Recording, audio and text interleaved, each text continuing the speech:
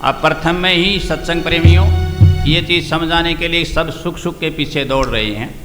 इस शब्द में, इस वाणी में सुख के बारे में बड़ी सार बातें कही गई हैं, तो उससे समझने की कोशिश करें।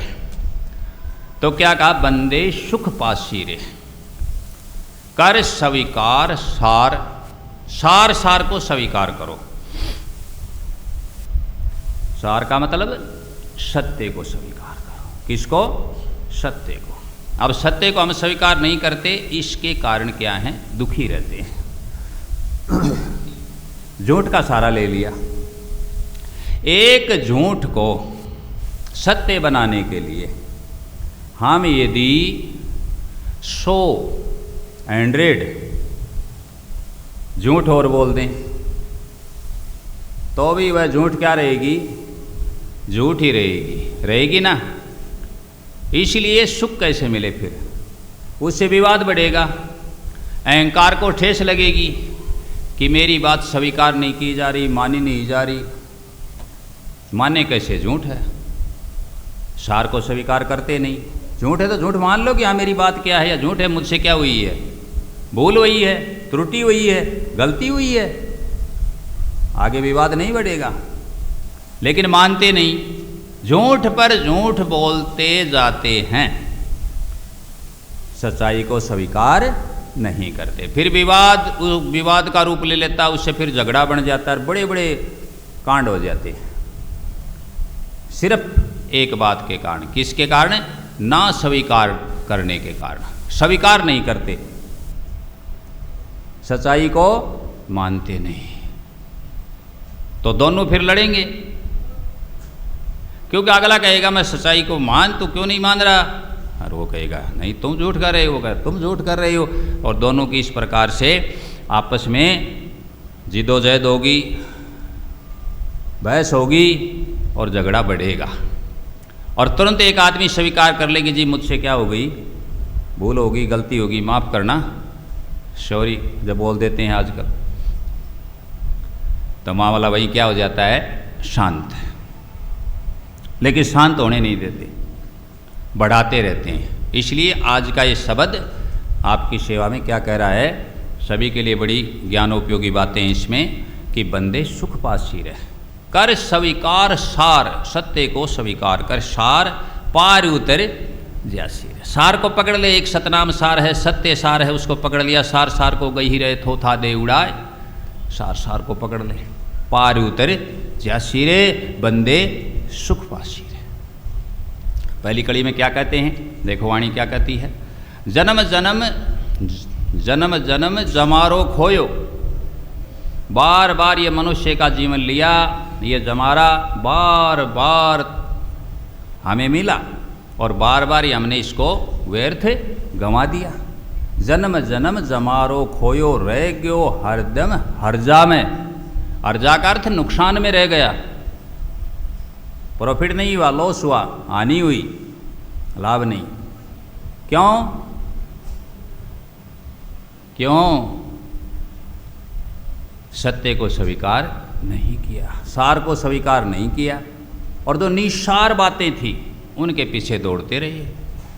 ये सोचते रहे कि माया को पकड़ेंगे, लेकिन माया पकड़ में नहीं आई। आई किसी के? कोई भी आदमी ऐसा कह सकता है, इस पृथ्वी पर जितने भी मानव इंसान हैं, जिनकी भाषाएं काम करती हैं, उनकी भाषाओं का आदान प्रदान होता है, जिनको समझ सकते हैं, तो कोई भी इंसान ये कह सकता है कि अब मैं संतुष्ट हूँ।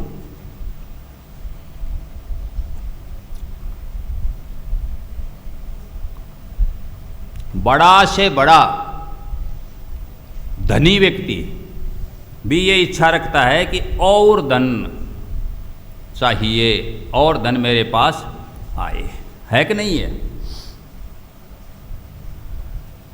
संतुष्ट है कोई? कोई नहीं है। 100 रुपये के लिए मेहनत करता है, परिश्रम प्रयास करता है कि 100 रुपये हों तो मेरा ये काम हो जाए। ठीक है जी, 100 रुपये हो गए, अर्जित हो गए, कमा लिए, तो क्या संतुष्ट हो गया? फिर आगे नहीं? कोई इंड है? कहीं कोई अंत नहीं है। माया का जो लालच है ये अंतहीन है, विश्व का जो लालच है ये अंतहीन है, अनंत है, संतुष्ट नहीं होते। हाँ, कुछ धनाढ्य लोग इस प्रकार के भी हैं जो उससे परमार्थ करते हैं, परमार्थ कमाते हैं, दान पुण्य करते हैं। तृष्णा तो नहीं मिटती उनकी, लेकिन वो साइड में दान पुण्य करते रहते हैं। और कुछ समझदार हैं जो स्वीकार भी करते हैं धनाढ्य व्यक्तियों में।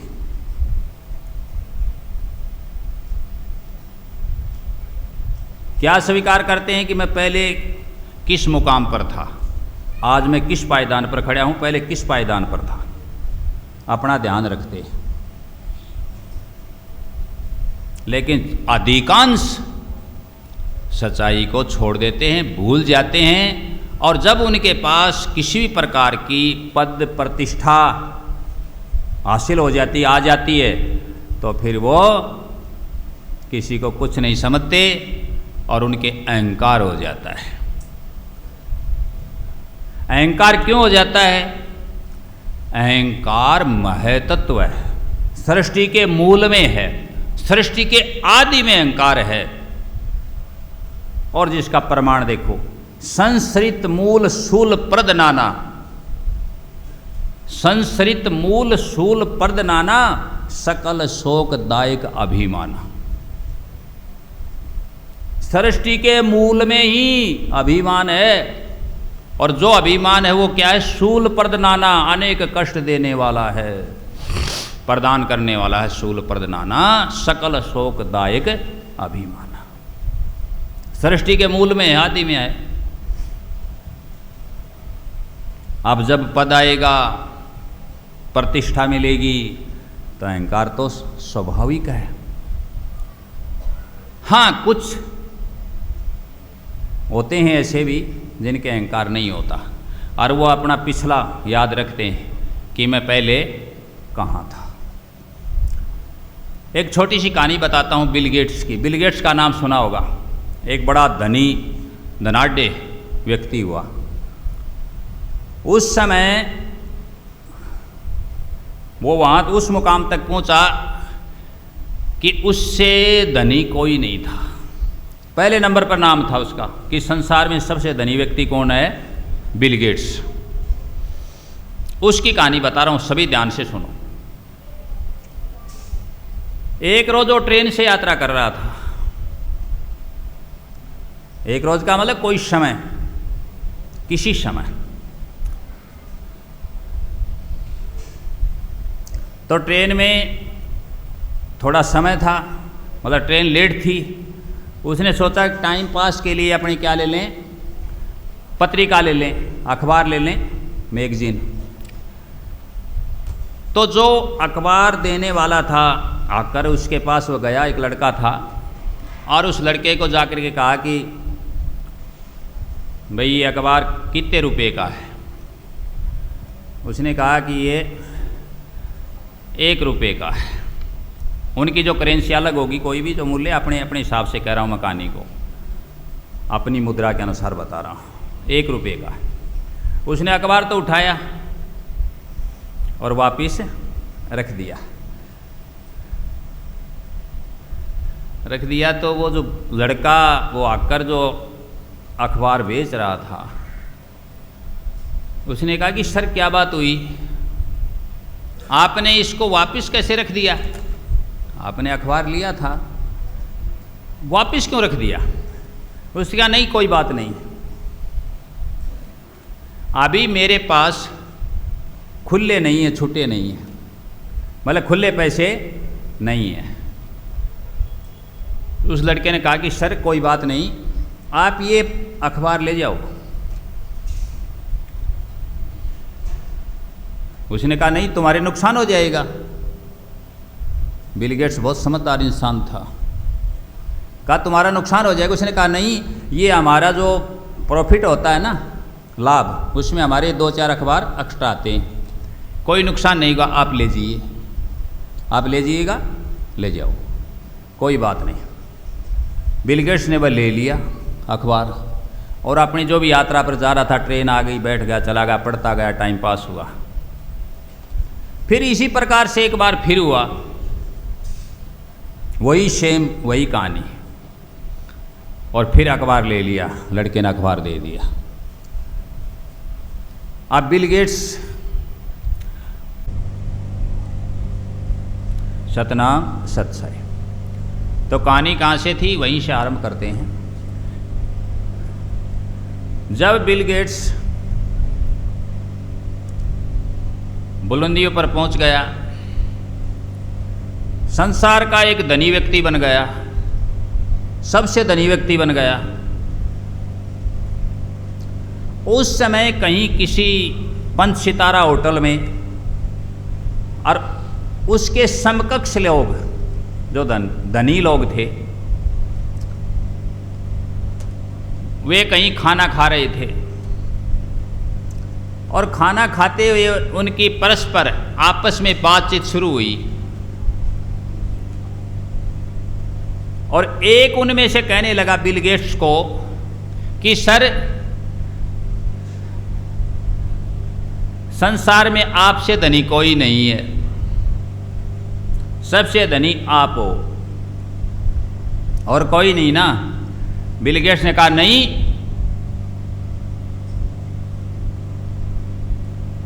मैं संसार का सबसे धनी व्यक्ति नहीं हूं। जबकि बिल गेट्स उस समय संसार का सबसे धनी व्यक्ति था, लेकिन उसने साफ क्या कर दिया, इनकार कर दिया, मना कर दिया, नाट गया। तो सभी को जिज्ञासा हुई, जितने भी थे, उन्होंने कहा सर फिर कौन है, आपसे भी धनी कौन है। तब उसने ये कहानी बताई कि उस व्यक्ति के बारे में अब मैं आपको बताता हूं। इस प्रकार से एक अखबार बेचने वाला लड़का, जब मैं आर्थिक रूप से कमज़ोर था, जब मैं गरीब था, तो बिल गेट्स ने तब बताया कि मेरे से धनी कोई और है। और कौन है? एक लड़का अखबार बेचने वाला। जिस समय मेरी हालत नाजुक थी, मेरे पास अखबार का पेमेंट करने के लिए 1 रुपया नहीं था, उस समय उसने मेरी मदद की और कहा ये मेरे प्रॉफिट में से है, लाभ में से है, आप ले जाओ। 2 बार ऐसा हुआ। मैं उस लड़के के बाद जब धनी हो गया, सबसे बड़ा संसार का, तब गया। मुझे पूरा 1.5 माह लगा उस लड़के को तलाशने में, खोजने में। आखिरकार वह लड़का मिल गया अखबार बेचते हुए। और मैंने उस लड़के को जाकर के कहा कि क्या मेरे को पहचानते हो? उस लड़के ने, अखबार वाले ने कहा कि सर मैं आपको ठीक से पहचानता हूं। तो कहा एक बार आपने मुझे फ्री में अखबार दिया था। उसने कहा सर 1 बार नहीं 2 बार दिया था। कहा ठीक तुम ही हो, सही है, 2 बार दिया था।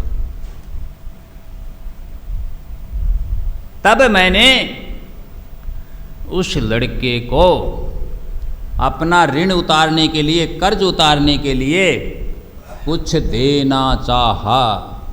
मैंने उस लड़के को कहा कि बताओ आपको क्या चाहिए।